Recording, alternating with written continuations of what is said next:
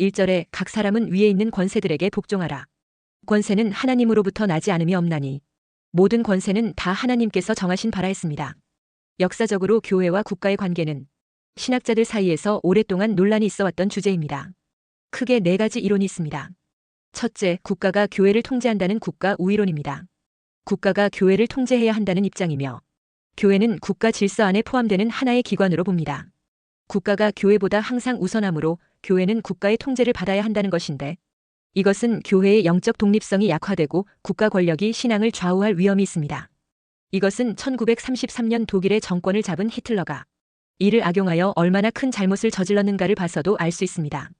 둘째, 교회가 국가를 통제한다는 신정론입니다. 중세시대의 교회와 국가 간의 관계에서 두드러지게 나타났던 이론으로서 그때는 교황이 황제를 세우기도 하고 폐하기도 하였습니다.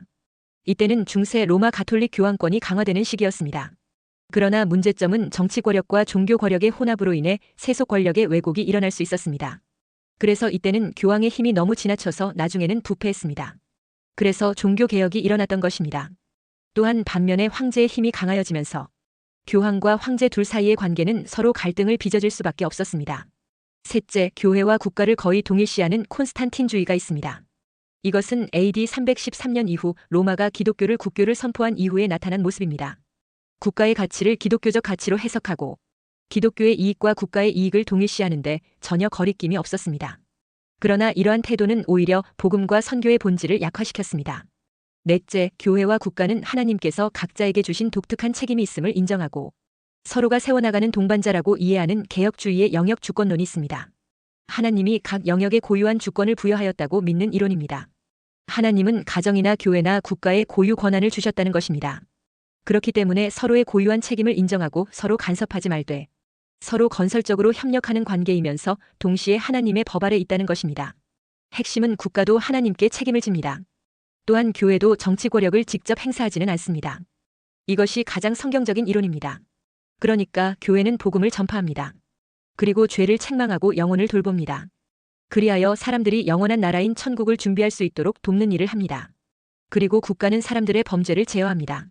그리하여 사회 질서를 유지합니다. 다시 말해 공공의 선을 도모하고 정의를 집행합니다. 여기서 교회가 칼을 들지 않는다는 것이고 국가는 복음을 전하지 않는다는 것입니다. 이렇게 둘은 다르지만 모두 하나님의 통치 아래 있다는 것이 성경적 균형입니다. 그러면 국가에 대한 그리스도인들의 기본적 태도는 어떠해야 합니까? 우선 공공의 질서 유지 차원에서 존중과 복종의 의무가 있습니다. 성도는 세상 국가에 속한 사람으로서 세금을 납부하고 법을 준수해야 합니다. 다시 말해 공적 책임을 수행해야 한다는 것입니다. 그리스도인은 무질서한 혁명가가 아니기 때문입니다. 그렇다고 신자가 세상 나라에 대해서 무조건적인 복종을 해야 한다는 것은 아닙니다. 만약 국가가 하나님의 정의에 어긋날 때는 비판해야 합니다. 예를 들어 우상화된 국가의 시스템에 대해서는 저항해야 한다는 것입니다. 다시 말해 신앙에 있어 도덕적 양심을 지켜야 하는 것입니다. 국가는 하나님이 아니며 하나님이 위임한 권세를 받들어 선한 양심으로 공공의 유익을 위해 봉사해야 하는 기관인 것입니다. 그러므로 국가의 녹을 먹는 자가 선한 양심을 잃고 공공의 유익을 저버린다면 거기에 대해 성도는 하나님께 기도하면서 잘못된 부분을 개선하도록 바른 소리를 내어야 합니다. 우선 성도는 위에 있는 권세자들이 선한 양심과 공공의 유익을 위해 일할 수 있도록 하나님께 기도해야 합니다. 디모데전서 2장 1절 2절에 그러므로 내가 첫째로 권하노니 모든 사람을 위하여 간구와 기도와 도구와 감사를 하되 임금들과 높은 지위에 있는 모든 사람을 위하여 하라. 이는 우리가 모든 경건과 단정함으로 고요하고 평안한 생활을 하려 함이라 했습니다. 나라의 지도자를 위해 기도하고 나라의 평안을 위해 기도하고 나라의 정의가 세워지도록 기도해야 한다는 것입니다. 국가에 하나님의 선하신 통치가 일어나서 악한 지도자에 의해 국가나 국민들이 피해를 입는 일이 생기지 않도록 기도해야 하는 것입니다. 어떤 의미에서 기도는 가장 강력한 시민 참여 운동입니다. 하나님께서 개입하시고 움직이시면 부정과 부패와 타락은 힘을 잃게 되기 때문입니다. 그러므로 그리스도인의 최종 충성 대상은 대통령도 아니고 정당도 아니고 이념도 아닙니다. 우리의 최종 충성 대상은 하나님 나라입니다. 따라서 우리의 궁극적 충성은 하나님께 돌려야 합니다. 그래서 우리는 이렇게 고백합니다. 우리는 하늘 시민권자입니다. 그러나 우리는 땅의 책임을 회피하지 않습니다. 그런데 그렇게 세상 속에 살지만 세상에 속하지는 않습니다. 정리하면 교회와 국가는 구별되지만 모두 하나님의 통치 아래 있습니다. 교회는 영혼 구원이라는 목적을 가지고 있고 국가는 질서 유지라는 다른 목적을 가지고 있습니다. 그래서 그리스도인은 국가를 존중하되 맹종하지 않고 국가를 비판하되 무질서하지 않으며 무엇보다 그리스도인은 하나님께 궁극적 충성을 드리는 자들입니다. 첫째, 모든 권위와 권세는 하나님께로부터 난 것이기 때문에 우리는 권위와 권세를 가볍게 보지 말고 존중해야 합니다. 1절에 각 사람은 위에 있는 권세들에게 복종하라. 권세는 하나님으로부터 나지 않음이 없나니 모든 권세는 다 하나님께서 정하신 바라 했습니다. 권세의 근원은 하나님이십니다. 가정의 권위나 교회의 권위나 국가의 권위는 모두 하나님의 일반 은총 속에서 주어진 것들입니다. 마찬가지로 권세 자체가 거룩해서가 아니라 하나님이 허락하신 질서이기 때문에 국가의 권세를 존중하는 것입니다. 하나님은 무질서의 하나님이 아니십니다. 그렇기에 혼란이 아니라 질서 가운데 통치하시는 하나님이십니다. 우리가 세상에서 권세를 가볍게 여기면 질서가 무너집니다. 그러면 혼란이 오고 그 혼란의 대가는 모두에게 드리워지게 되는 것입니다. 그리고 권위를 무조건 부정하는 것은 결국 그 권위를 세우신 하나님의 질서를 거부하는 태도가 될 수 있습니다. 그러므로 성도는 국가 권세의 잘못된 부분을 비판은 하되 경멸하지는 말아야 합니다. 그리고 순종은 하되 맹종하지 않는 태도를 가져야 합니다. 성도가 국가 권세에 복종해야 하는 근거가 무엇입니까? 그것은 권세의 기원이 하나님께 있기 때문입니다. 로마서 13장 1절은 권세의 도덕성이 아니라 기원을 말합니다. 모든 권세는 하나님의 허락 아래 존재합니다. 하나님은 무질서가 아니라 국가라는 질서를 통해 세상을 다스리십니다. 그래서 국가는 일반 은총의 도구입니다. 국가에 대한 복종은 국가가 완전해서가 아니라 국가를 허락하신 하나님이 주권자이시기 때문에 하는 것입니다. 그리고 우리가 국가에 복종하는 이유는 국가의 기능이 악을 억제하는 도구이기 때문입니다. 그래서 3, 4절에 다스리는 자들은 선한 일에 대하여 두려움이 되지 않고 악한 일에 대하여 되나니 내가 권세를 두려워하지 아니하려느냐 선을 행하라. 그리하면 그에게 칭찬을 받으리라. 그는 하나님의 사역자가 되어 내게 선을 베푸는 자니라. 그러나 내가 악을 행하거든 두려워하라. 그가 공연히 칼을 가지지 아니하였으니 곧 하나님의 사역자가 되어 악을 행하는 자에게 진노하심을 따라 보응하는 자니라 했습니다. 국가는 범죄를 제어하고 사회 질서를 유지하며 공공의 선을 증진하는 기능을 가집니다. 따라서 성도는 질서의 파괴자가 아니라 질서를 존중하는 사람이어야 하기 때문에 국가에 협력하고 복종하는 것입니다. 그리고 국가에 대한 복종은 단순한 외적 순응이 아니라 하나님 앞에서의 양심적 순종입니다. 5절에 그러므로 복종하지 아니할 수 없으니 진노 때문에 할 것이 아니라 양심을 따라 할 것이라 했습니다. 그러나 만약 국가가 불의하거나 신앙을 핍박할 경우 어떻게 해야 하는 것입니까? 여기에는 중요한 구분이 필요합니다. 일단 원칙적으로 국가 권력에 대해 기본적으로는 복종입니다. 그러나 만약 국가가 하나님의 명령과 충돌할 때는 하나님께 순종하는 것이 원칙입니다. 사도행전 5장 29절에 베드로와 사도들이 대답하여 이르되 사람보다 하나님께 순종하는 것이 마땅하니라 했습니다. 출애굽기 1장에서 히브리 산파들이 이스라엘 여인이 사내 아이를 낳으면 아이를 받으면서 고의적으로 죽이라는 바로 왕의 명령을 거부했습니다. 다니엘도 정적들이 왕의 허락을 받아 만들어낸 임시법인 다른 신에게 기도하는 경우 사자굴에 던져지는 벌을 받도록 한다는 기도 금지령을 거부하고 매일 하던 대로 예루살렘 성전이 있었던 방향으로 창문을 열어놓고 기도했습니다. 그리고 다니엘의 세 친구 사드락 메삭 아벳느고도 느부 신상에 절하라고 하는 느부갓네살 왕의 명령을 거부했습니다. 사도들도 사내들인 공회에 잡혀가 대제사장과 종교 지도자들이 명령하는 복음 전파 중단 명령을 거부했던 것입니다. 그러면서 베드로와 사도들이 한 말이 사람보다 하나님께 순종하는 것이 마땅하니라 했습니다. 국가 권세나 세상 권세에 대한 불순종의 기준은 개인 감정이 아니라 하나님의 명백한 명령과의 충돌했을 때입니다. 그렇다면 교회와 복음을 핍박하는 권세도 하나님께로부터 난 것이라고 할 수 있는 것일까요? 성경적으로는 그 존재 자체는 하나님의 주권 아래에 있습니다. 예를 들어 바벨론 제국과 아수르와 로마 제국은 모두 하나님의 주권 하에 세워진 권세들이었습니다. 그러나 이것이 하나님께서 그들의 악을 승인하셨다는 뜻은 아닙니다. 그들조차 하나님의 섭리 아래 있다는 뜻입니다. 하나님은 때때로 그런 악한 권세들을 하나님의 심판의 도구로 쓰시기도 하고 정결케 하는 도구로 이용하기도 하십니다. 그러니까 하나님은 역사적 계획 속에서 악한 권세까지 사용하시는 분이십니다. 그러나 그 악에 대해 하나님은 반드시 때가 되면 심판하십니다. 그러면 교회는 국가의 부패에 어떻게 저항할 수 있습니까? 저항은 여러 단계가 있습니다. 먼저 예언자적 선포가 있습니다. 이것은 구약 선지자처럼 불의를 말하고 우상화를 경고하고 공의를 촉구하는 것입니다. 이때 정치적 언어가 아니라 성경적 언어로 말해야 합니다. 또한 비폭력적 저항이 있습니다. 신앙 양심에 따른 거부와 부당한 명령에 대한 불복종입니다. 또는 법적 절차를 활용하거나 공적 의견 표명이 있습니다. 나아가 불의 앞에 고난을 감수하는 순종이 있습니다. 초대교회는 폭력혁명을 하지 않았습니다. 대신 고난을 감수하며 하나님께 순종했습니다. 이것은 십자가를 지는 방식의 저항입니다. 그리고 국가를 우상화하는 경우는 거부해야 합니다. 하나님과 성경은 국가를 절대화하지 않습니다. 민족주의가 복음을 삼키지 않도록 해야 하며 이념이 신앙을 대체하지 않도록 해야 합니다. 교회 안에 이런 부류의 사람들이 있을 수 있습니다. 정신을 차리고 자기 정체성을 분명히 해야 합니다. 둘째, 하나님께서 부여하신 국가 권세의 기능은 악을 막고 선을 장려하는 도구로 사용되어야 합니다. 3절에 다스리는 자들은 선한 일에 대하여 두려움이 되지 않고 악한 일에 대하여 되나니 내가 권세를 두려워하지 아니하려느냐. 선을 행하라 그리하면 그에게 칭찬을 받으리라 했습니다. 하나님께서 세상 권세를 허용하신 이유는 악을 막고 선을 장려하는 도구이기 때문입니다. 그래서 4절에 그는 하나님의 사역자가 되어 내게 선을 베푸는 자니라. 그러나 내가 악을 행하거든 두려워하라. 그가 공연히 칼을 가지지 아니하였으니 곧 하나님의 사역자가 되어 악을 행하는 자에게 진노하심을 따라 보응하는 자니라 했습니다. 권세의 목적은 통제가 아니라 보호입니다. 하나님은 국가 권력을 통해 악을 제어하고 질서를 유지하며 선을 보호하십니다. 그래서 바울은 권세자를 하나님의 사역자라고 부릅니다. 여기서 사역자는 하나님의 도구라는 뜻입니다. 그러나 이렇게 하나님에 의해 위임된 국가 권세는 절대 권력이 아닙니다. 하나님에 의해 위임된 국가 권세가 하나님의 뜻을 수행할 때 그 정당성을 가집니다. 그런데 국가 권세가 악을 조장하는 권세가 되고 정의를 왜곡하는 권세가 되고 하나님의 질서를 무너뜨리는 권세가 된다면 이것은 위임된 권세의 본래 목적을 벗어난 것입니다. 따라서 성도는 하나님에 의해 위임된 국가 권세의 존재를 인정하면서도 동시에 정의와 공의를 분별하는 신앙적 양심을 가져야 합니다. 2차 대전 당시 독재하는 독일 나치 정권에 저항했던 본 웨퍼 목사는 신학적 고민을 깊이 했습니다. 그는 처음에 교회의 책임을 말하기를 국가의 부당함을 질문한다. 희생자를 돕는다.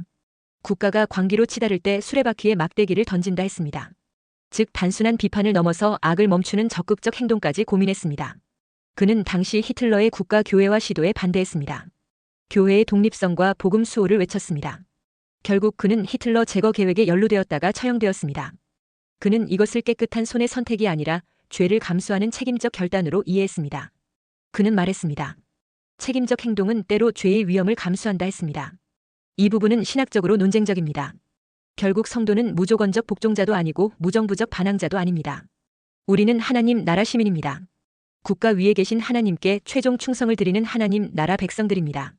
악으로 치달으며 교회를 핍박하는 국가 권세에 대해 복종해야 하는지 아니면 저항해야 하는지 로마서 13장은 복종을 말하고 있고 계시록 13장은 저항을 말씀하고 있습니다.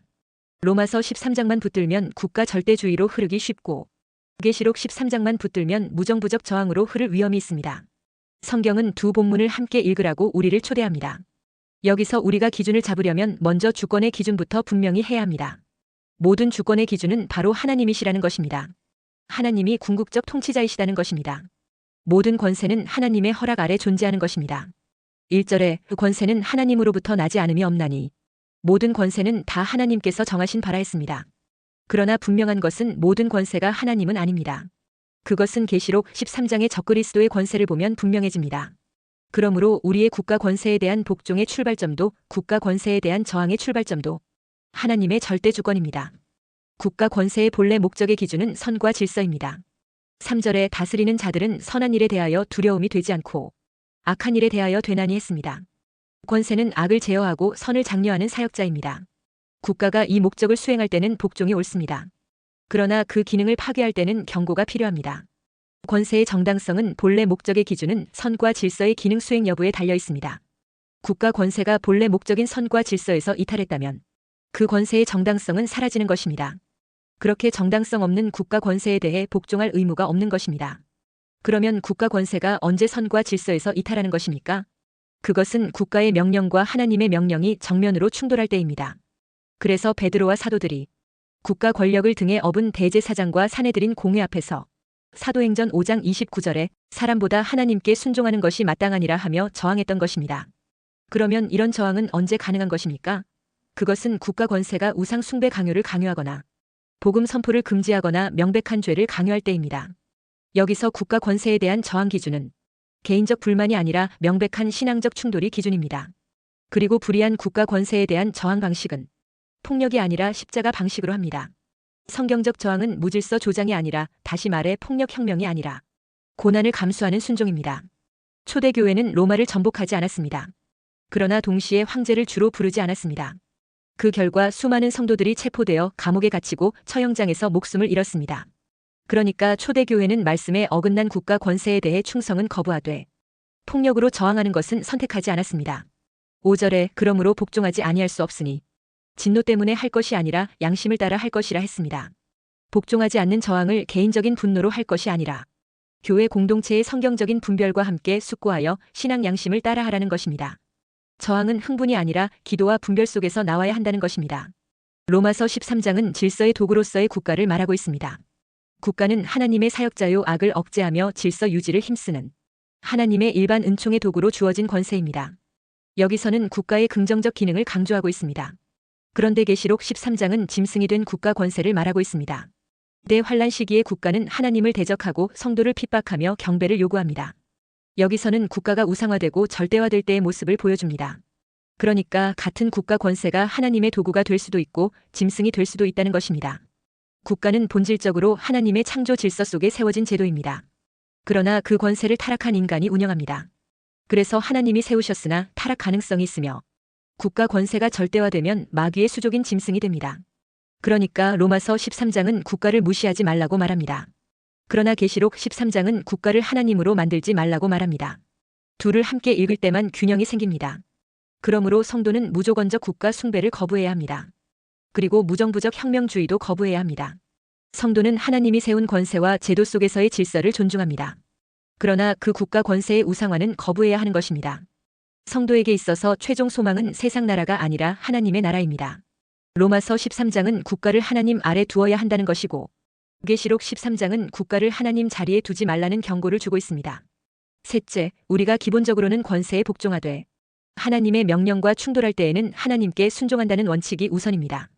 6절에 너희가 조세를 바치는 것도 이로 말미암음이라. 그들이 하나님의 일꾼이 되어 바로 이 일에 항상 힘쓰느니라 했습니다. 바울은 세금도 바치고 존경할 자를 존경하라고 말합니다. 이는 성도의 사회적 책임을 강조하는 말씀입니다. 그러나 성경 전체를 보면 분명한 원칙이 있습니다. 사람보다 하나님께 순종하는 것이 마땅하니라는 말씀입니다. 한 번은 마태복음 22장에서 바리새인들이 예수님을 곤경에 빠뜨리려는 술책으로 질문을 해왔습니다. 황제에게 세금을 바치는 것이 옳습니까? 옳지 않습니까? 했습니다. 그러자 예수님은 이렇게 대답했습니다. 세금으로 내는 돈을 나에게 보여달라. 그러자 데나리온 한 잎을 예수님께 가져다 드렸습니다. 이때 예수님은 이렇게 질문하십니다. 이 초상은 누구의 것이며 적힌 글자는 누구를 가리키느냐? 그들이 대답하기를 황제의 것입니다 하자. 그때에 예수님은 그들에게 말했습니다. 그렇다면 황제의 것은 황제에게 돌려주고 하나님의 것은 하나님께 돌려드려라 했습니다. 이 광경을 지켜본 사람들이 예수님의 지혜에 놀랐다고 했습니다. 예수님은 이 세상의 권력과 하나님의 능력을 분리하여 보았습니다. 세상의 권력을 인정하면서도 우리가 복종해야 할 권력은 하나님께 있음을 분명히 해두신 것입니다. 바울의 입장보다는 훨씬 명료합니다. 그리고 예수님은 세상의 부당한 권력에 저항했습니다. 종교 권력인 제사장이나 바리새인들과 맞서기도 했지만 헤롯과도 맞서야 했고 로마 총독과도 맞서야 했습니다. 그래서 로마 총독의 십자가형 집행으로 사형을 당했습니다. 그것은 예수님이 하나님께 복종해야 했기 때문입니다. 하나님의 뜻을 위해서 이 세상의 권세와 힘을 향해 죽음으로 맞서신 것입니다. 예수님은 제자들을 곁에 불러놓고 이런 말씀을 하신 적이 있습니다. 마태복음 20장 25절 26절에 이방인의 집권자들이 그들을 임의로 주관하고 그 고관들이 그들에게 권세를 부리는 줄을 너희가 알거니와 너희 중에는 그렇지 않아야 하나니 했습니다. 무슨 말입니까? 너희가 아는 대로 이방 민족의 통치자들은 백성을 마구 내리누르고 고관들은 백성에게 세도를 부린다. 그러나 너희끼리는 그렇게 해서는 안 된다는 말입니다. 타락하고 남용되고 있는 세속 권력을 부정하는 말씀입니다. 예수님을 잉태한 마리아가 불렀던 찬양을 누가는 이렇게 소개합니다. 누가복음 1장 52절에 권세 있는 자를 그 위에서 내리치셨으며 비천한 자를 높이셨고 했습니다. 이런 점에서 복음서에서 예수님이 말하는 세상 권력과 주의 백성들과의 관계는 긴장관계에 있다는 것입니다. 마찬가지로 하나님 나라와 이 세상은 긴장관계이며 하나님의 나라와 이 세상은 친하게 지낼 수 없는 부분이 있습니다. 따라서 교회 역시 이 세상과 불화할 수밖에 없는 경우가 많습니다. 결국 이 세상은 하나님의 심판 대상입니다. 이것이 성경이 증거하는 명백한 입장입니다. 기독교는 이 입장을 따릅니다. 왜냐하면 기독교는 예수님을 따르며 성경을 따르기 때문입니다. 그래서 오늘날 날이 갈수록 기독교와 복음과 예배와 전도에 대해 국가 권력들이 앞장을 서서 핍박과 회방과 압력을 행사하고 악법을 만들고 집행하고 있습니다. 반면에 이슬람이 확장되는 데는 앞장을 서는 곳이 많아졌습니다. 세계 도처에 이슬람의 샤리아 법이 집행되도록 허용하는 지역들이 많아지도록 적극 협력하는 정치인들이 많아졌습니다. 그야말로 환란 시기에 세계 종교로 이슬람으로 추대할 듯한 기세를 보이고 있는 중입니다.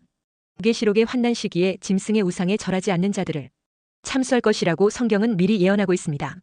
계시록 20장 4절에 또 내가 보자들을 보니 거기에 앉은 자들이 있어 심판하는 권세를 받았더라. 또 내가 보니 예수를 증언함과 하나님의 말씀 때문에 목베임을 당한 자들의 영혼들과 또 짐승과 그의 우상에게 경배하지 아니하고 그들의 이마와 손에 그의 표를 받지 아니한 자들이 살아서 그리스도와 더불어 1000년 동안 왕 노릇하니 했습니다. 앞으로 세계 단일 종교는 이슬람이 될 가능성이 농후하다는 것을 성경은 언뜻 보여주는 말씀입니다. 국가 권력이 신앙을 핍박한다면 예수님처럼 십자가를 지고 갈 각오를 해야 합니다. 그것만이 진정한 승리의 길입니다. 지금은 검이 없는 자는 심중에 검을 품고 준비해야 하는 일사각오의 믿음을 준비해야 할 때입니다. 큰 믿음과 인내하는 믿음을 가지게 되시기를 주의 이름으로 축원합니다.